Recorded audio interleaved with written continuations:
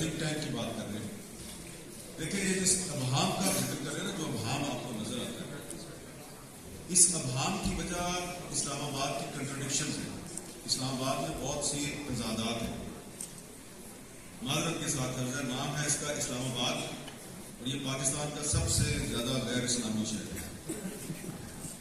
اچھا, اس میں ایک بہت بڑا کانسٹیٹیوشنل ایونیو ہے, اور کانسٹیٹیوشن بہت کمزور ہے, آپ کا اس پہ کوئی عمل درآمد نہیں کرتا.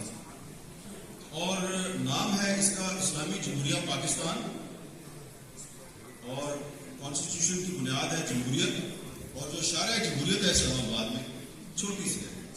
آپ دیکھیں وہ نادرا چوک سے شروع ہوتی ہے اور وہ آگے جا کے کانسٹیٹیوشن ایونیو پہ ختم ہو جاتی ہے. چھوٹی سی جمہوریت ہے.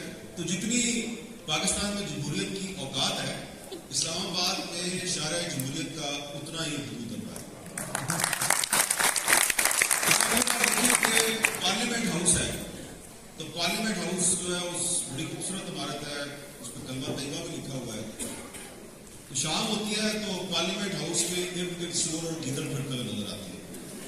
مجھے اس پہ کوئی اعتراض نہیں ہے, لیکن وہ پارلیمنٹ ہاؤس کے ارد گرد کیوں زیادہ نظر آتے ہیں, اس پہ میں بہت سوچتا ہوں. یہ شور اور گیدڑ جو ہے یہ ادھر ہی کیوں پھرتے رہتے ہیں, بہت ادھر تو نہیں رہتے. نہیں, میں تو مذاق کی طرح ایک سیریس سا سوال ہے. اچھا, پھر اس میں کامران صاحب سب سے بڑی بات جو یہاں پہ آپ نے جو آئیڈیا پیش کیا ہے کہ یہاں پہ جو لکھنے پڑھنے والے اہل فکر ہیں ان کو مل بیٹھنے کی ضرورت ہے. پہلے اس شہر کی ہسٹری کو تو ٹھیک کریں. یہ جس طرح چنگیز صاحب نے بات کی ہے کہ چنگیز صاحب نے جو بات کی ہے کہ ابھی ہم جب آئے یہاں پہ تو یہاں پہ جنرل ایوب خان کی اور یحییٰ خان کی تصویریں تھیں. یحییٰ خان صاحب سی ڈی اے کے پہلے چیئرمین تھے. تو پتہ نہیں اب یہ آپ کے لیے قابل فخر بات ہے یا نہیں ہے, پر لیکن یہ ہے کہ ان کا کریڈٹ ہے کہ انہوں نے اسلام آباد جو ہے اس کو بنانے میں کردار ادا کیا. لیکن اسد ندیم سید صاحب جہاں بیٹھے ہیں, ان کو ناول لکھنا چاہیے اسلام آباد کے المیے پہ. المیہ یہ ہے کہ اسلام آباد کی تعمیر کا کریڈٹ صرف جنرل ایوب خان کو, یحییٰ خان کو دیا جا سکتا. حقیقت یہ ہے کہ اسلام آباد کو پاکستان کا دارالحکومت بنانے کا فیصلہ پاکستان بننے سے پہلے ہو گیا تھا, اور یہ میں ہسٹوریکل فیکٹس کی بات کر رہا ہوں. اور یہ فیصلہ کس نے کیا تھا؟ 26 جولائی 1944 کو قائد اعظم محمد علی جناح اپنی کار میں سری نگر سے راولپنڈی آ رہے تھے. جب وہ ادھر ملپور کے علاقے کے پاس پہنچے, ملپور جو ہے وہ چھتر اور چک شداد کے درمیان, تو انہوں نے اپنی رائٹ سائڈ پہ دیکھا کہ بڑے خوبصورت سی چھوٹے چھوٹے پہاڑ سبزہ نظر آ رہے ہیں. تو انہوں نے ڈرائیور سے کہا گاڑی روکو. ان کے ساتھ چودھری غلام عباس صاحب جو مسلم کانفرنس کے پریزیڈنٹ تھے. تو قائد اعظم نے کہا کہ یہ جگہ کا نام کیا ہے, بتایا کہ ملپور. تو یہ جگہ انہوں نے کہا یہ مارکلا ہلز ہے. انہوں نے کہا گاڑی روکے. ایک شیشم کے درخت کے نیچے انہوں نے کرسی لگوائی اور سگار لگا کے دیکھنا شروع کر دیا. اور پھر چودھری غلام عباس کو کہا کہ چودھری صاحب یہ بتائیے کہ جب پاکستان بن جائے گا تو اس کا کیپٹل کہاں پہ ہوگا؟ تو چودھری صاحب نے تکا لگایا, انہوں نے کہا لاہور. تو قائد اعظم نے کہا نہیں, پاکستان کا کیپٹل یہ سرسبز جگہ ہوگا.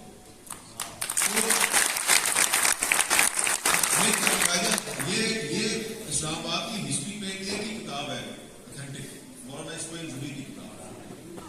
انہوں نے بھی اپنی کتاب میں اس کا ذکر کیا ہے. لیکن اس کے علاوہ چودھری غلام عباس صاحب جو ہیں انہوں نے 1959 میں باقاعدہ اسٹیٹمنٹ دی تھی ایوب خان کے زمانے میں کہ یہ فیصلہ جو ہے یہ میرے سامنے قائد اعظم نے کیا تھا, یہاں پہ آپ دارالحکومت بنائیں. تو ہم قائد اعظم کا ذکر بول کر جاتے ہیں اس لیے کہ فیصلہ یہ تعمیر ہے شہر کی وہ ایوب خان کے دور میں شروع ہوئی.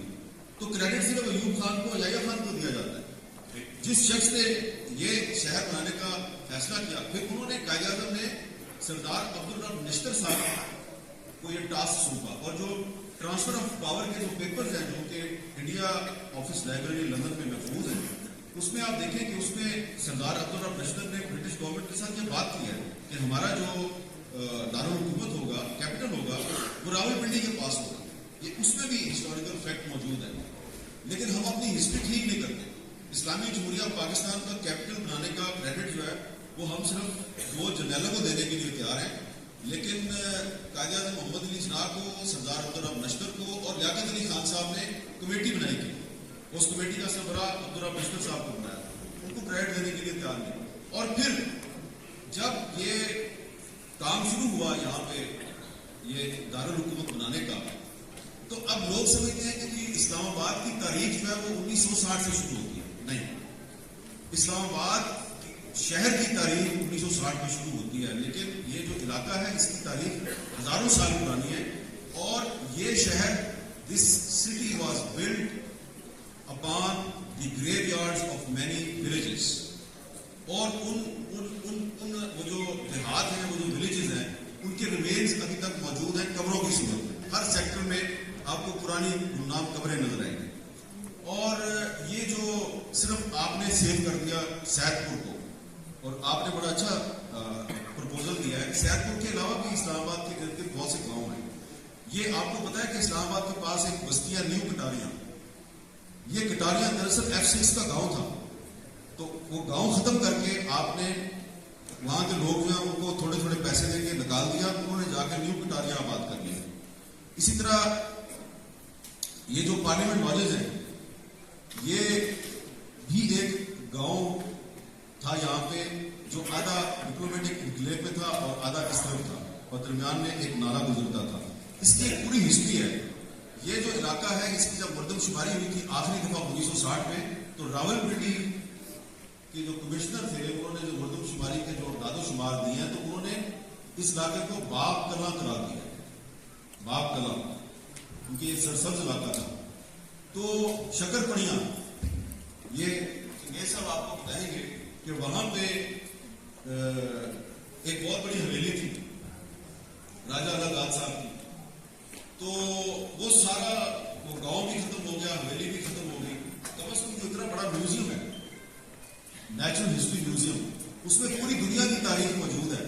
یہ اسلام آباد کی تاریخ نہیں ہے. کتنی بڑی کنٹراڈکشن ہے. یہ کنٹراڈکشن ختم کرنے کی ضرورت ہے. اس علاقے کے جو یہاں پہ شاہ علیہ کے غار ہیں، شاہ علیہ کے غاروں کی تاریخ ہزاروں سال پرانی ہے. بدھزم کا آغاز اس علاقے سے ہوا ہے، حالانکہ ہم سمجھتے ہیں صرف ٹیکسلا سے ہوا ہے.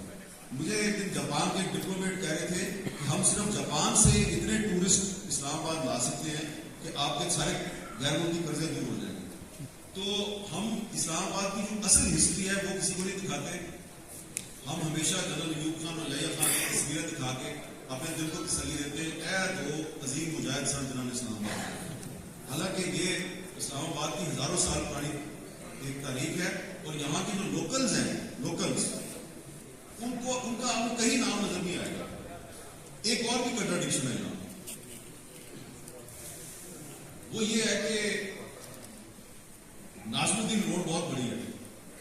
تو خواجہ ناظم الدین صاحب کا مزار آپ کو پتہ ہے ڈھاکہ میں ہے.